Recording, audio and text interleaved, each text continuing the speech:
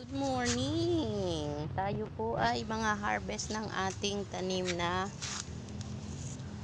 ang tag dito, akala ko pakwan ito na oval, pero yun pala ay honeydew. So nagkuha na nung Sabado yung aking brother husband. Ngayon kunin na natin to kasi may nakialam na, kinagatan na, maliliit lang siya, kaya kunin na natin, harvestin na natin.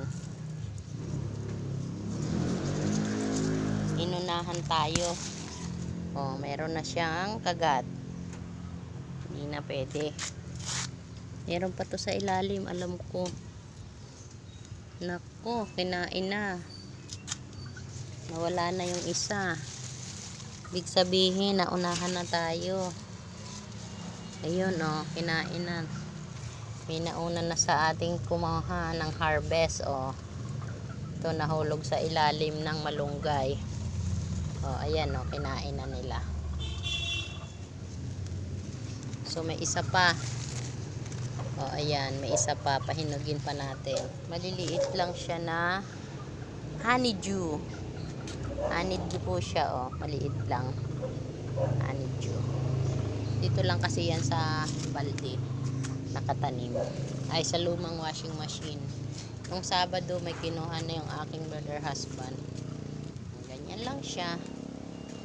Tingnan natin kung may bubunga pa. Meron pang isa dito, Ayan, ewan natin kung lalaki yan. Tingnan na lang natin. Matamis siya, nung kinain namin. Dilig na lang muna tayo.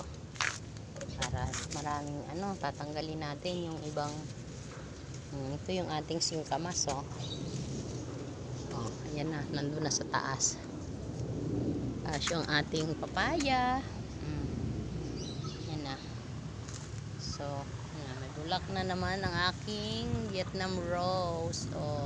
May pink siya. Ayan, may pink. Diba? Pero mas maraming puti. Hindi ako nakadilig kahapon, kaya lanta na. Pati ang aking tanglad. So, sa isang araw, kukunin natin yung ating serpentina na yan. Magdilig tayo. At nang gumanda uli ang ating tanim. Natutuyo pa rin sa init ang aking papaya, pero matangkad na siya. Hindi ko alam kung anong kahihinatnan niya. Good morning everyone! Isang mabiyay at mapagpalang umaga po sa lahat ng naririyan at walang sawang nanonood sa aking mga video. God bless us all!